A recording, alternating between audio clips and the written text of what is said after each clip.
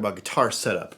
Specifically, we're going to talk about the 5 biggest guitar setup mistakes that I see kind of throughout comment sections and Facebook groups and various things like that. When people jump to set up their guitar, these are 5 things that you can do wrong and it'll throw your entire setup up and then you'll just be fighting yourself all the time. So let's jump into these 5 things. Before we get into that, do me a favor, hit the subscribe button and the like button if you like guitar stuff, because that's what we do here. And I want to say thank you to all my Patreon supporters and the YouTube members who hit the little join button down there. Everybody uses super thanks, which is like a super chat thing for videos afterwards. I appreciate everybody who participates in all this stuff and also goes to Dylan Talks Tone and buys pickups. So that's kind of what keeps the lights on around here. So I really appreciate it. Number 1, people do things in the wrong order. So you'll be sitting here, you'll be playing your guitar and you'll go, you know, I got a string buzz, or my action's a little too high. Hang on, let me grab a screwdriver and raise my action, or let me, whatever. Or maybe my intonation is off. I need to check my intonation. And they jump straight to that measurement. If you do that, chances are you're not going to have good results, because the order of the setup is very important. You need to do it in a particular order. So let's jump through the 5 steps on an electric guitar that you would do for your setup. The very first thing would be to check your neck relief. So that would mean how much bow is in the neck. Basically, I like to set mine flat. Some people like to set theirs at 5 thousandths or 10 thousandths, something like that. I like to set it flat. We could do a whole nother video on why I like to do that. But that is not setting your action, okay? That is setting the neck relief. The neck relief is your playing surface, and that is the very first, most important measurement that you need to do on your guitar. No matter what other problems you're having with your guitar, always do this first, because it establishes the playing surface for the rest of the measurements. So, neck relief first, then probably on not a new guitar, nut height is okay unless you have wear problems. So then I would check nut height, then I would check string height. That's 1, 2, 3. Then we would check intonation last. That's step number 4. And then pickup height is very last. So neck relief first, nut height, string height, intonation, and then pickup height. In that order every time. Don't skip steps. Even if you have an intonation problem, even if you have a string height problem down here, which is different, action is different than neck relief, always do neck relief first. Neck relief, nut height, string height, intonation, pickup height.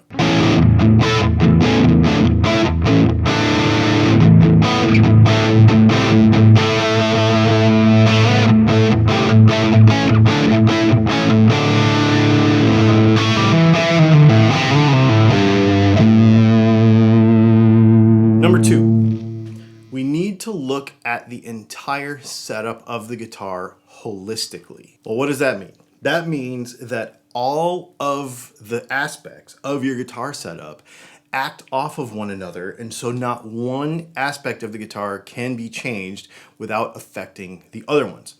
That needs to start before you even do your setup. So, first of all, you need to decide what tuning you're going to use for the guitar. Is it going to be standard tuning? Is it going to be a drop tuning, like a half step down or a full step down, or a drop B or a drop C? And then once you understand what tuning you're going to use, what string gauges are you going to use? Because your entire guitar is set based on the tension that you put on it with the strings. Because the strings determine, like I said, the tension on the guitar. The neck relief, which is the basis for the setup, determines how much counteracting of that tension you need to do, and then all those other things downhill of that, nut height, string height, intonation, and pickup height, are all dependent on the tension that you put on the guitar. So you change your string gauge, you change your intonation, you change your pickup height, you change everything. So doing it like we talked about in number 1, everything 100% in order, But understanding that if you come in here and you just make one adjustment, that's going to affect all the other adjustments. Starting with string gauge and what tuning you're going to use to set the tension for the guitar.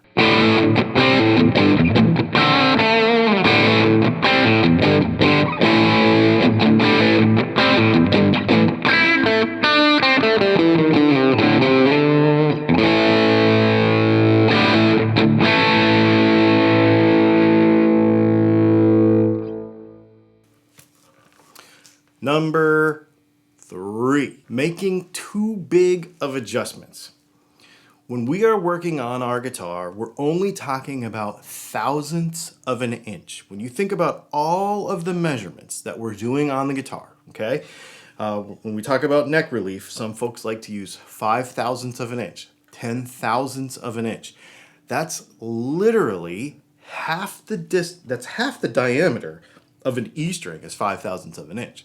We're talking very small adjustments.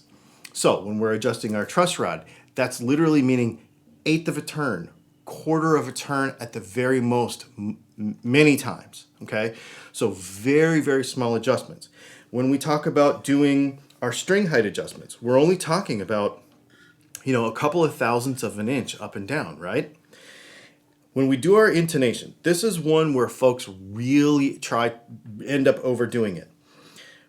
The intonation adjustment is literally a compensation of the thickness of the string to keep the scale length correct for the string as it changes diameter. What I mean by that is, on this guitar, 24.75 is the scale length of this particular guitar.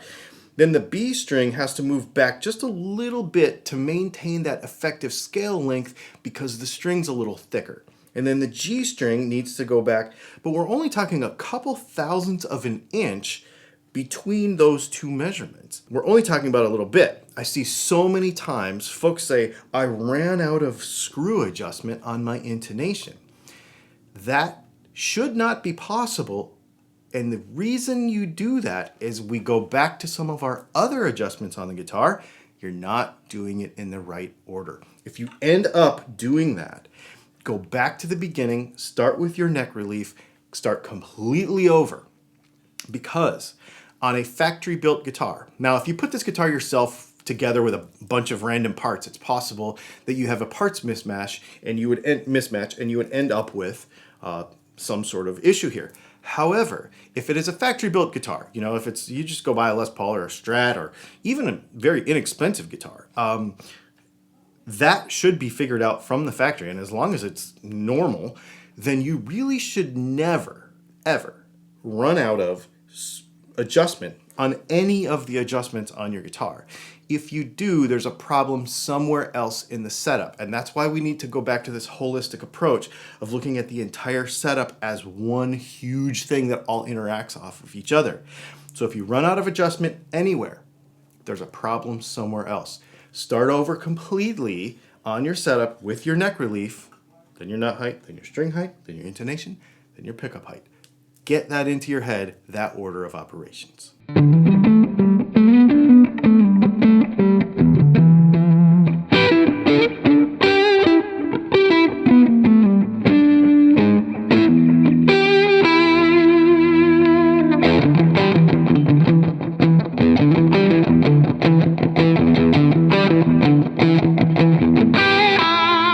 Number 4, making our adjustments too quickly.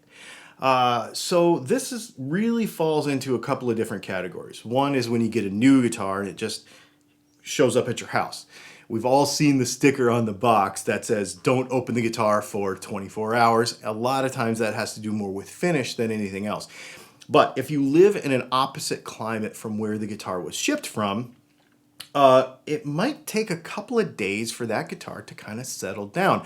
I bought one of those one of those Epiphone kind of custom shop Carina Explorer things, whatever that guitar was. And when I first got it, it was real buzzy. The frets felt a little sharp on the edges. And I left it alone for about a week, not out of choice. I was just really busy. I didn't get to play it that much. And about a week later, I went back and the frets were perfect because the wood had expanded in the humidity where we live, and the action was perfect and everything was fine. So 2 or 3 days later, probably, I mean, I left it a week, but 2 or 3 days later, the guitar was probably totally fine. I didn't need to touch anything on the guitar, and the setup was perfect. Had I jumped straight into that, it's possible that I would have made premature adjustments on that guitar, and then I would have run into problems later and had to redo it again. So sometimes just letting the guitar sit around once you get it in your possession, when you first get the guitar, because I believe you should do this kind of setup work on every guitar you ever purchase, whether it's used or new. Run through these steps. Neck relief, nut height, string height, intonation, pickup adjustment. I'm going to hammer that into your brain in that order. But I think you should do that on every guitar you own. A couple times a year, and every time you buy one, whether it's brand new or not, whether it's a $3,000, $5,000 guitar or a $200 guitar, these steps should be done. However, make sure that you don't adjust things too quickly. This mostly applies to the neck relief because this can differ from guitar to guitar based on the construction. So if you've got a mahogany neck, you've got a maple neck, you've got a sapele neck, which is a type of mahogany, depending on how thin the neck is, depending on all those types of things, and the humidity change from where the guitar came, sometimes we like to make adjustments too quickly. Mahogany, for example, if you're trying to make a big swing, you make an eighth of a turn or a quarter of a turn. Sometimes it takes a couple hours for it to come around, depending on the humidity. If you take a quarter turn or a half a turn, it'll go past where you want it to go.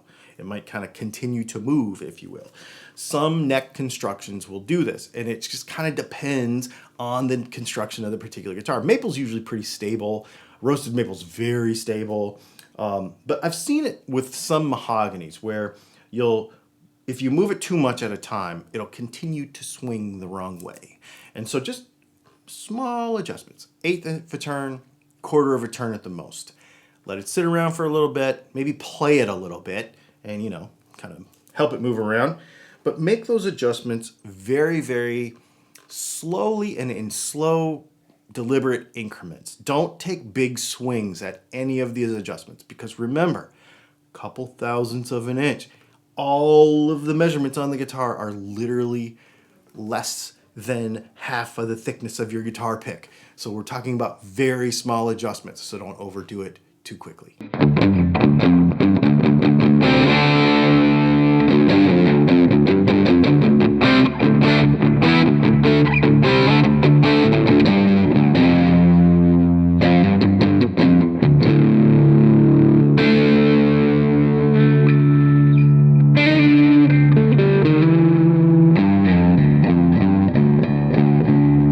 Before we get into our number 5, I should say that good tools are important for this thing, and there are a couple of tools that I think are relatively important.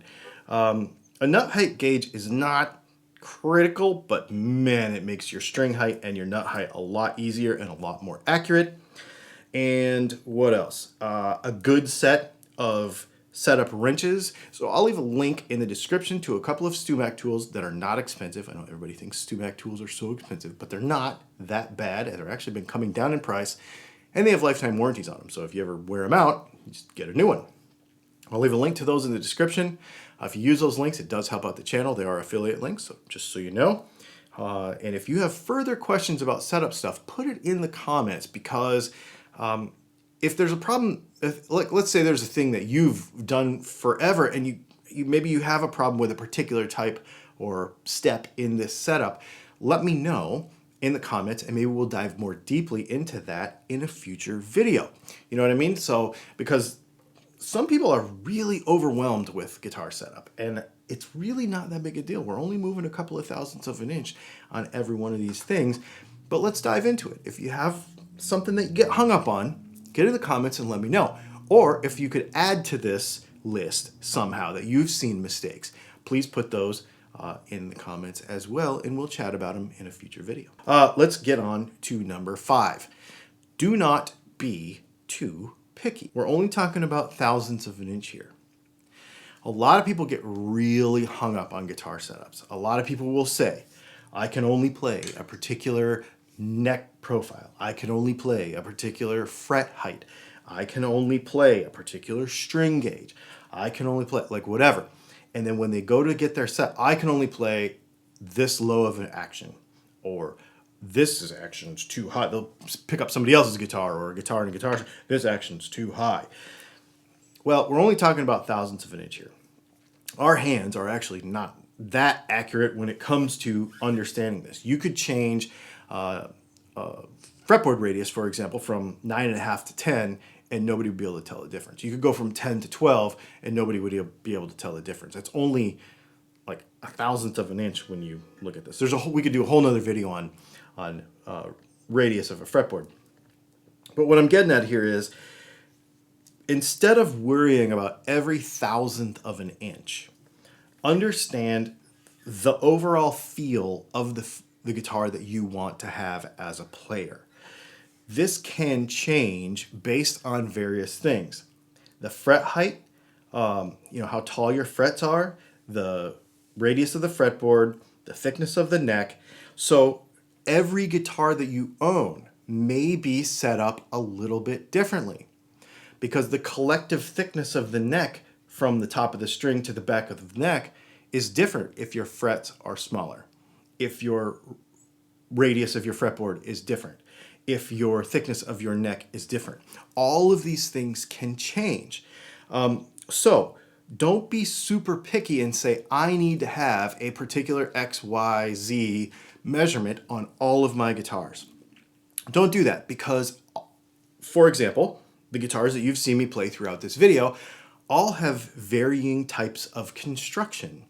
Therefore, the way they adjust, the way they feel, is going to be different for each one of them. Different scale lengths, different string tensions. I think there's 9s on one, there's 10s on another. We've got different things going on, different bridge types. They're all going to feel a little bit different, which means that your setup can be a little bit different. Don't worry about, I need this many thousandths of an inch on all my guitars for whatever measurement it is. Allow each guitar to exist on its own and play the best that it can for the style of guitar that it is. A Les Paul needs to be set up a little differently than my Silver Sky. My Silver Sky needs to be set up a little bit differently than my junior style guitar. That guitar is way different than my set neck double cut telly that you just saw me play. All completely different constructions of guitars, therefore their setups need to be a little bit different, and they will feel different in your hands. Worry more about how the guitar feels and less about the numbers. Hopefully those things help. Setup is something I think that everybody who plays guitar should know how to do. Like in number 5 there, I think too many people overthink the measurements themselves and don't worry enough about how the guitar feels. So go right now, when you get done with this video, if you're in the position to do so, pick up your guitar, start playing it, and think about how the guitar feels. What are the things that you like about how that guitar feels? Don't think about the specs. Don't think about the fretboard radius. Don't think about any of that stuff. Think about how that guitar feels in your hands. How can you translate that to other guitars, and how can you adjust to other guitars and not have to worry about all those tiny measurements and numbers? We really just need to worry about the guitar staying in tune, being intonated, and being playable. Beyond that, each of these different guitars can be allowed to have their own character, right? That's what the whole point of this is. These guitars don't need to all be the same. So, pick up your guitar, feel it, understand it, and think about it like that. Don't think about the numbers and the specs. Let me know if you have any questions about this stuff. Get in the comments and let me know your thoughts on the things like we talked about earlier. If you have problems or if you are fighting a particular part of the setup, get in the comments and we will dive more deeply into that. Thanks for hanging out. Make sure you hit the like and the subscribe button, and we will see you tomorrow for our podcast on Tuesday, because we're back from Colorado and we're back into our normal schedule. Thanks for hanging out, and we'll see you soon.